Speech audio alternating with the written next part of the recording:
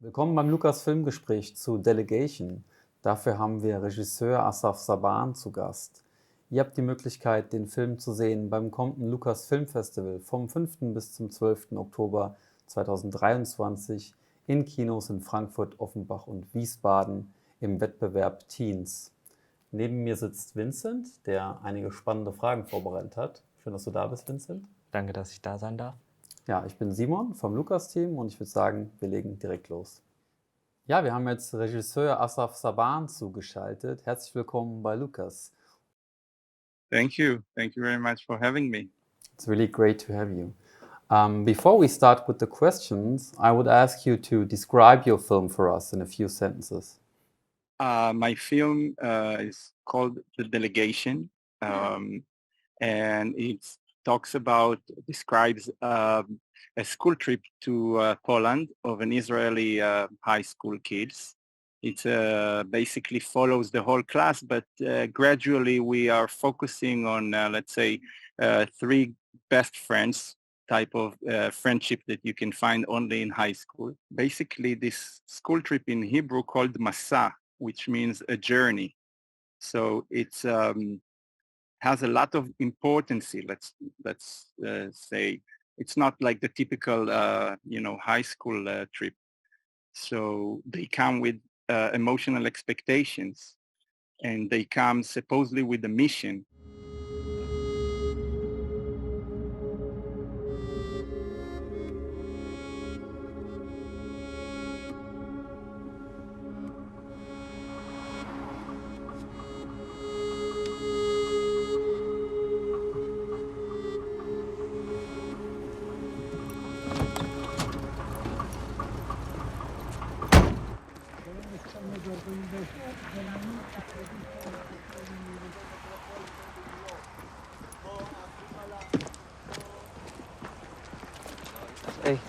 היי, סליחה.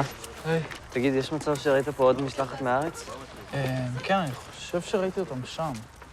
אוקיי, תודה.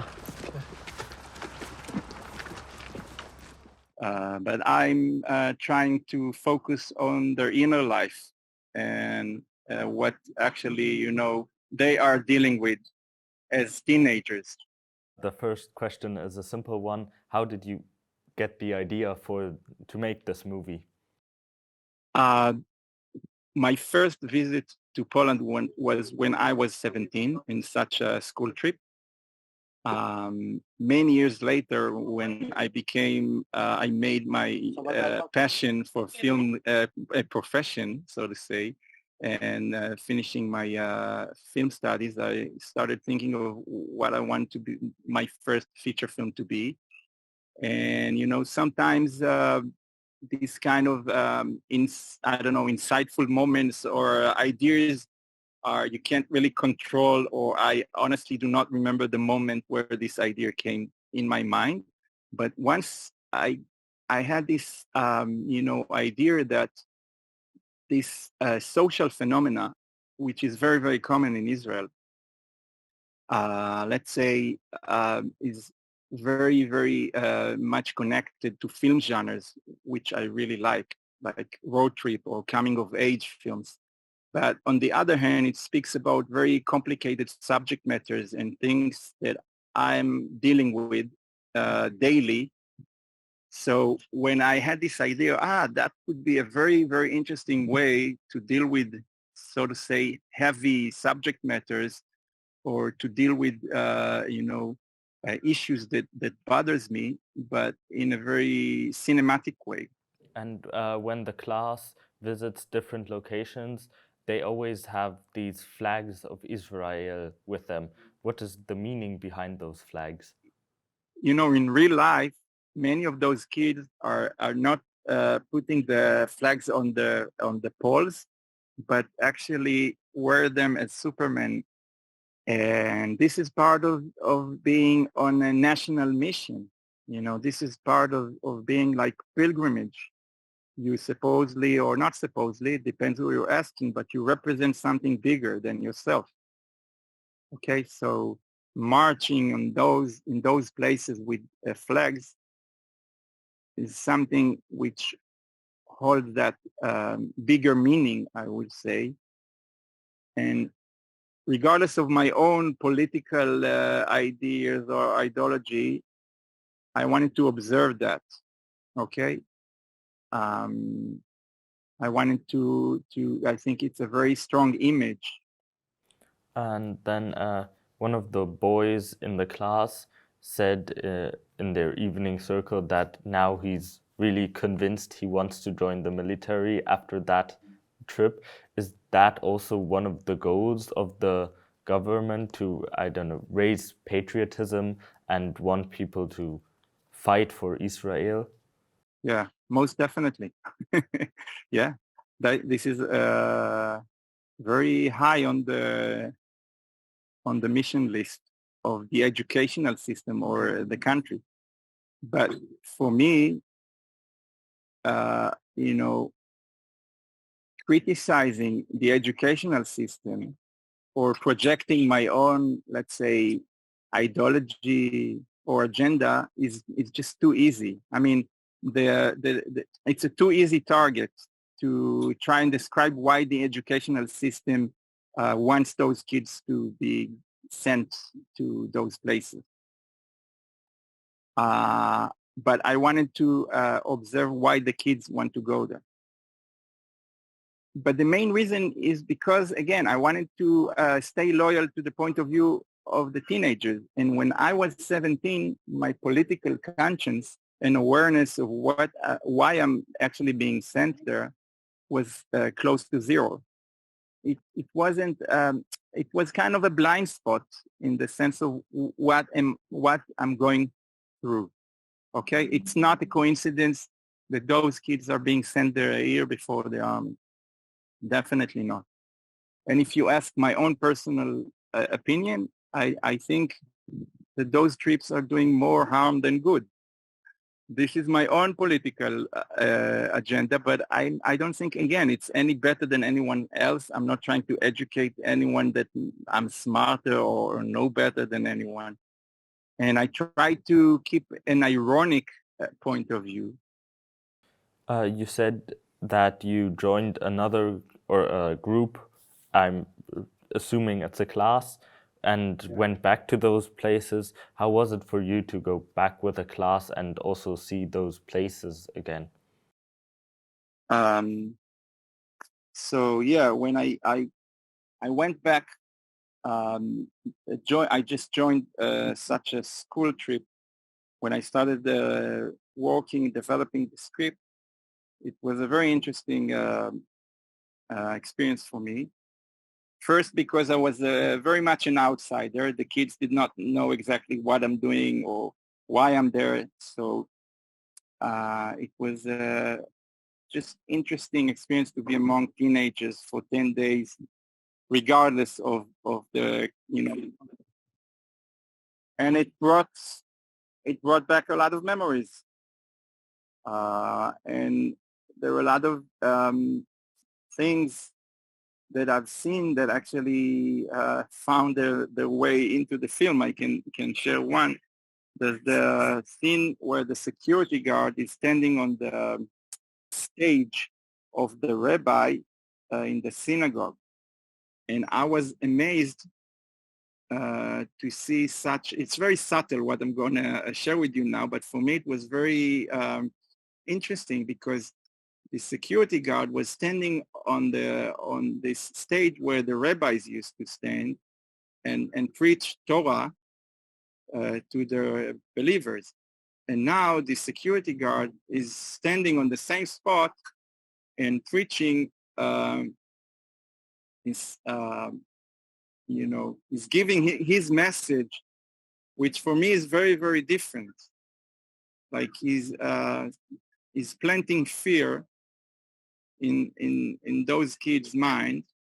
I'll tell you a secret. Everyone in Poland, when they see those groups, they know where they come from. There was, I'd say, a strong contrast between how heavy that the topic of the Holocaust is and how free and young these teenagers still want to be and also are, and how they have a, I'd say, easier approach at life, that they're not that bound down. how did you manage to achieve that contrast in the movie? And that is also a point that was criticized. What do you think of that? Really trying not to judge. I was trying to observe. As you said, there's a lot of contradictions. And I think life or human beings holds a lot of contradiction. So I prefer to create one instead of picking a side. Okay.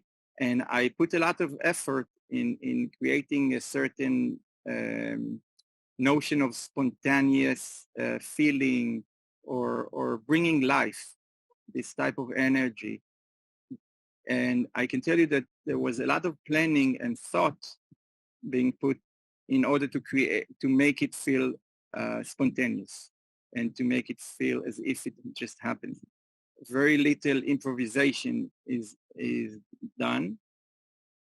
But as I said about the rehearsals, I did a lot of changes thanks of what the actors and actresses brought in. Because as I said, in the background, there's the most dramatic story in history. And I did not want to compete with the volume of drama by creating a big type of drama in the foreground. I wanted to try and create this contrast by creating this energy and feeling of, that it would smell like teen spirit.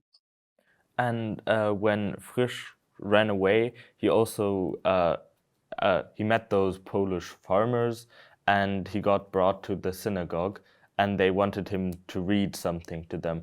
And my question during that scene was, why do they want that? Because Poland is a very Catholic country, and as you said, is also partly anti-Semitic. So my question during that scene was, why did they want him to read to them? Sorry, excuse me. They want you to say something in Hebrew, like a prayer or a blessing. I don't know what to say, so that's like.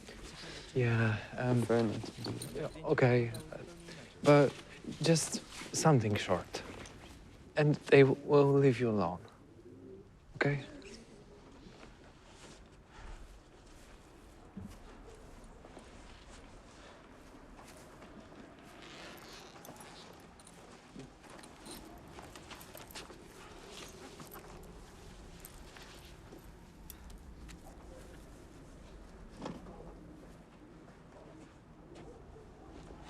על דעת עיניי שראו את השכול, ועמסו זעקות על ליבי השכוח. על דעת רחמיי שהורוני למחול, עד באו ימים שאיימו מלסלוח. נדרתי הנדר לזכור את הכל, לזכור ודבר לא לשכוח. דבר לא לשכוח, עד דור עשירי, עד שוך חלבוני.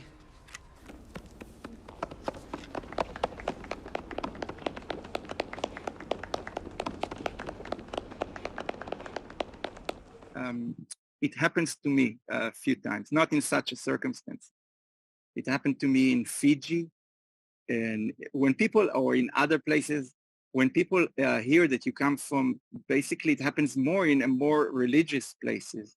When people hear that you are from the Holy Land and you speak Hebrew, immediately it elevates your status, okay?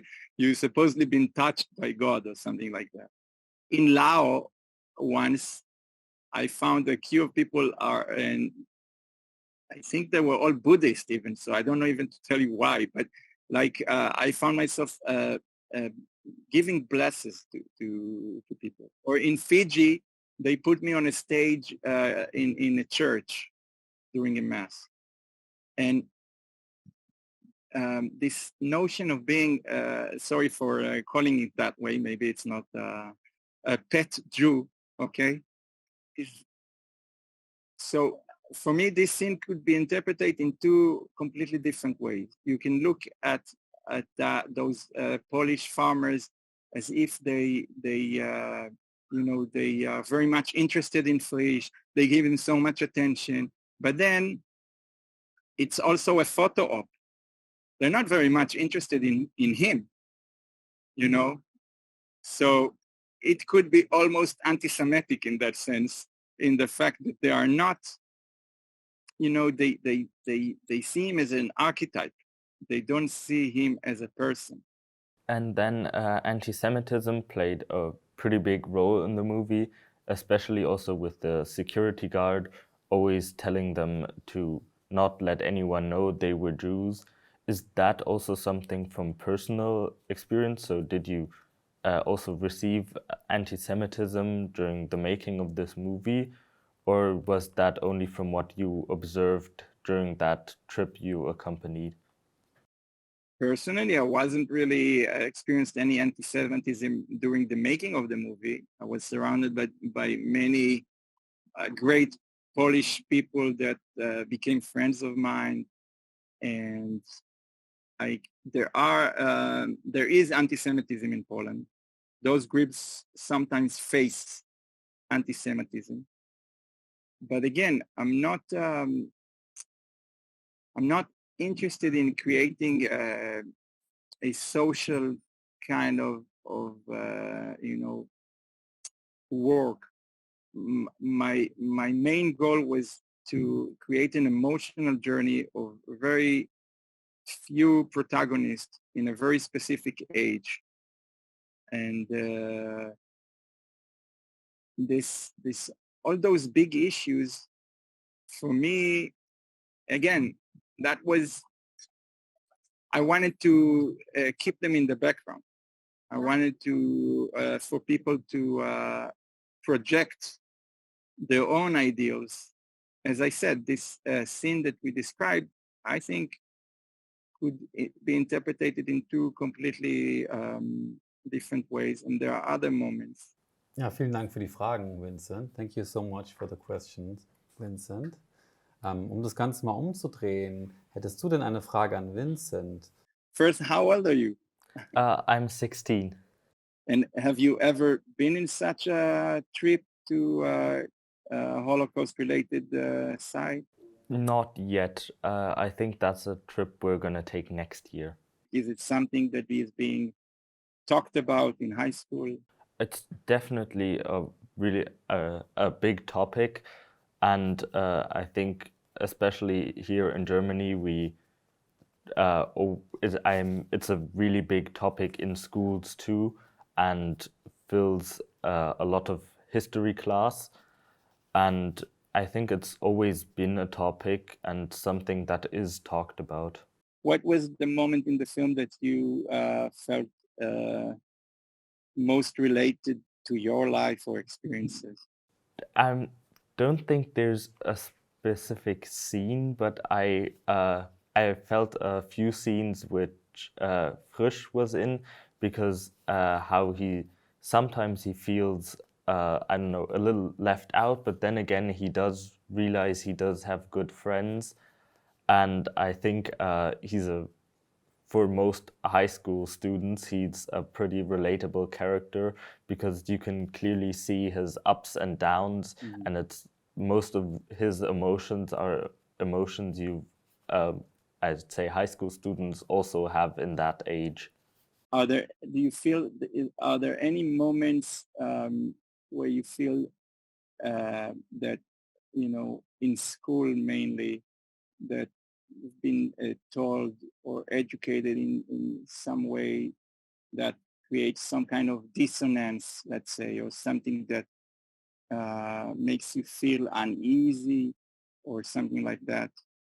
I don't think I've ever felt uneasy. Of course, there are easier and harder topics.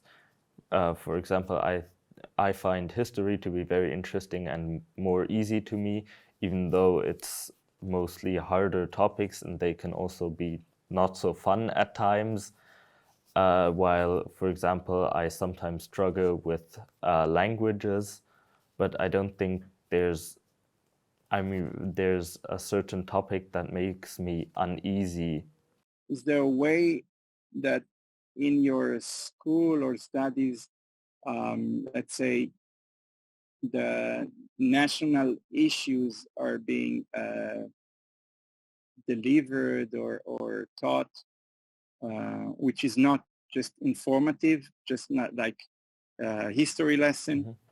in not only in an informative way. You know what I mean? Yeah, Have you ever been taking part in like a memorial ceremony or such? yes, there are sometimes, I'd say about once a year, there's a ceremony from the school, for example, where there's thought about the survivors of the Holocaust and the ones who died too.